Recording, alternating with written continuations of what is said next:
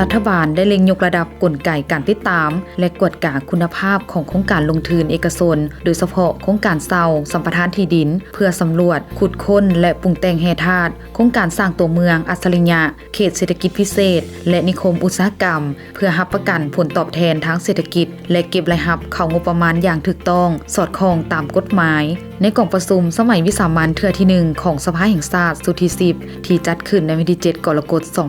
2026ที่ผ่านมาภายใต้การเป็นประธานของท่านปอ.ไส้สมพรพรหมวิหารประธานสภาแห่งชาติท่านสันติภาพพรหมวิหารรองนายกรัฐมนตรีกระทรวงการเงินได้ขึ้นชี้แจงต่อข้อซักถามของสมาชิกสภาแห่งชาติเกี่ยวกับกลไกและมาตรการคุ้มครองการลงทุนโดยได้ยกให้เห็นสภาพความเป็นจริงและทิศทางแก้ไขดังนี้ 1. สภาพการคุ้มครองและปัญหารายรับที่หัวไหลในปัจจุบันตัวเลขโครงการปัจจุบันมีโครงการสัมปทานบ่อแห่ที่ศูนย์กลางอนุมัติทั้งหมด407โครงการรายรับในปี2025ผ่านมาสามารถเก็บรายรับจากค่าสัมปทานได้หลายกว่า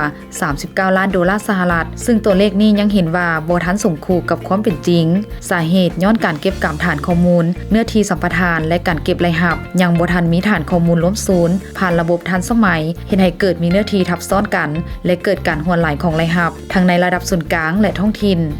2. ช่องว่างในการส่งออกแร่ธาตุผ่านการกฎกาเห็นว่าการจะตั้งปฏิบัติอยู่บรรดาด้านเป้าหมายยังมีช่องว่างหลายด้านโดยเฉพาะแมนการแจ้งข้อมูลบ่ถูกต้องกับความเป็นจริงด้านประเภทแร่ธาตุปริมาณและน้ำหนักการปิดบังข้อมูลความเข้มข้นของคุณภาพแร่ธาตุและแร่ติดพันที่มีค่าในเวลาส่งออกเฮ็ดให้เกิดการหัวไหลด้านรายรับอย่างหลวงหลายสำหรับมาตรการแก้ไขและวิธีการจะตั้งปฏิบัติในต่อหน้าเพื่ออัดช่องว่างและแก้ไขปัญหาย่อท่อดังกล่าวกระทรวงการเงินได้กำหนดมาตรการอย่างเด็ดขาดคือ 1. กวดกาความเข้มงวดก่อนการอนุมัติกระทรวงการเงินจะเป็นเจ้าการร่วมกับแขนงการที่เกี่ยวข้องในการติดตามและกวดกาอย่างละเอียดก่อนการอนุมัติโครงการใหม่เพื่อรับประกันบทบาทการคุ้มครองเก็บรายรับ 2. สั่งตั้งห้องกวดกาคุณภาพแร่ธาตุกำลังพันขยายการสั่งตั้งห้องกวดกาคุณภาพแร่ธาตุก่อนการส่งออกอยู่ทุกด้านสากลกวดกาตั้งแต่ต้นทางสมทบกับแขนงการอุตสาหกรรมและการค้าเพื่อปรับปรุงกลไกและมาตรการกวดกาคุณภาพแร่ธาตุอยู่ปากบ่อต้นทาง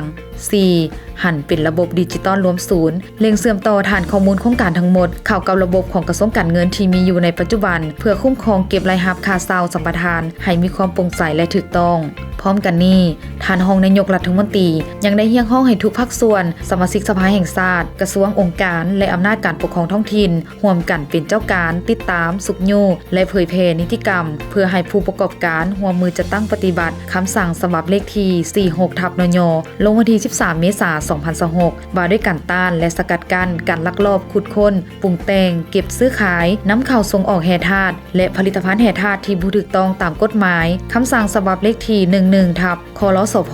ลงวันที่7 พฤษภาคม 2026ว่าด้วยการเพิ่มทวีการชี้นำของคณะพรรคต่อเวงานแร่ธาตุการคุ้มครองและการแก้ไขปัญหาย่อท่อทางด้านทรัพยากรธรรมชาติอย่างเข้มงวดในขอบเขตทั่วประเทศ